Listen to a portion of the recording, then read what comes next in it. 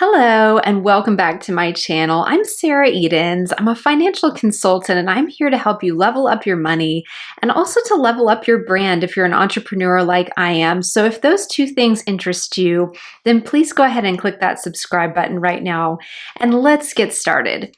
So today we're talking about financial independence. What is it exactly? You hear a lot of people talk about it and reference it, and you may not have a really clear understanding of what exactly is it, what are people talking about when they mention financial independence. So here's one definition that I found. Financial independence is the state of having sufficient personal wealth to live without having to work actively for basic necessities. So sufficient personal wealth, which you build over time, obviously, which is why financial independence is kind of a long-term goal for most people, unless you come into a big inheritance or something like that. For many people, it's something that we work towards over multiple decades. So financial independence typically means having enough income or assets to cover living expenses without relying on a traditional job or employment. So rather than having your wages come in every month or every 2 weeks, bi-weekly, every week, however often you get paid, rather than having to rely on that to pay your bills, you have that money already in savings, investments, things like this. This can be achieved through various means, such as investments, like we talked about, savings, passive income streams, which are a big favorite of mine, and we talk about that a lot on my channel. We're going to be talking a lot more about passive or passive-ish income streams this year in particular, and other financial strategies. So that's the key elements there of financial independence in terms of what we're looking at with a definition. Now, let's break this down a little bit more. So here's 4 key elements to really pay attention to when you're thinking about financial independence. The first one is your income exceeds your expenses. Now, there's a number of ways to do this, right? If you have a very small amount of expenses every single month, you don't need a huge income to keep up with this. And so that's something to also think about, is if financial independence is truly your goal, as is a lot of people. You hear the FIRE movement, financially independent, retire early, that's really popular. So there's a lot of different ways to accomplish this. People come at this from different perspectives, but bottom line is whatever your living expenses are, your income is exceeding that, and not income from a job, but income from savings and investment dividends, things like this. So your passive income from investments, real estate holdings, for example, if you've got rental properties or you're into REITs, real estate investment trusts, or other ways of investing in real estate, maybe you own a business or several, and so on, is greater than your living expenses. So income exceeds expenses. The second key element here is no debt. So this is being free from debt, and particularly free from high interest debt. Many of us will still have something like a mortgage that's going to be lower interest. Maybe you're still paying off student loans, that's lower interest. Your goal is to be completely debt free, because debt, especially high interest debt, can really otherwise drain your financial resources and keep you from ever achieving that financial independence and that ability to live your life on your own terms and not have to be working away at a job that you just maybe don't really enjoy, but you have to work because it pays the bills. It gives you a real freedom that you wouldn't have otherwise.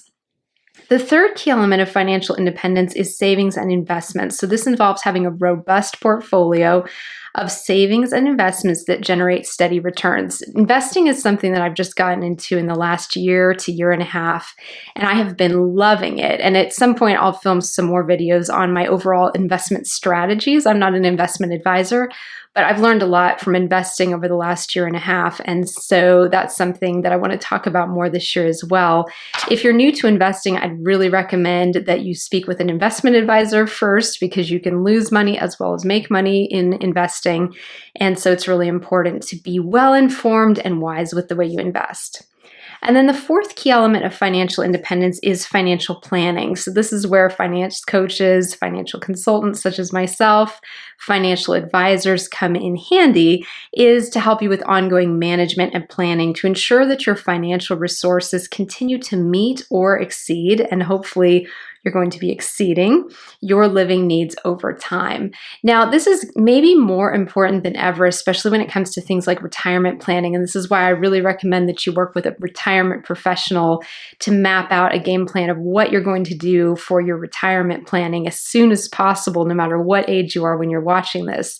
Because we are entering a really exciting time in human history when people have the potential to have incredible longevity compared to what our grandparents, our great-grandparents, and our great-great-grandparents experienced and were able to enjoy.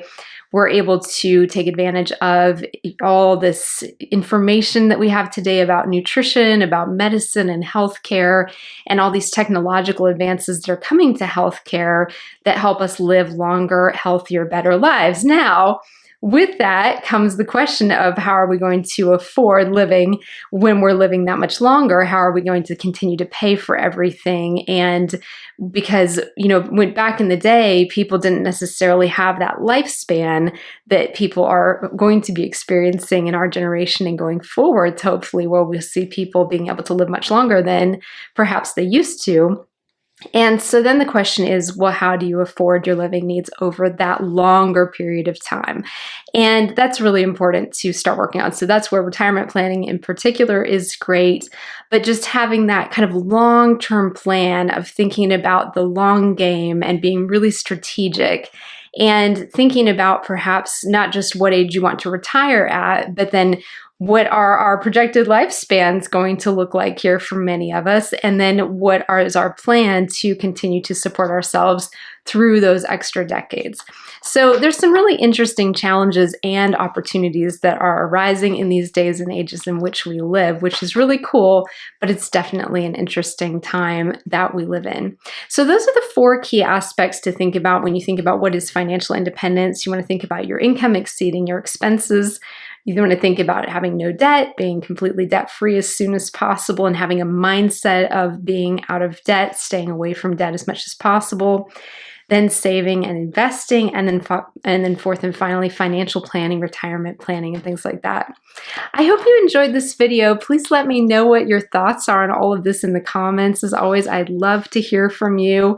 It's such a privilege being here on YouTube. And again, please don't forget to subscribe if you haven't already. Thank you so much to all my lovely subscribers.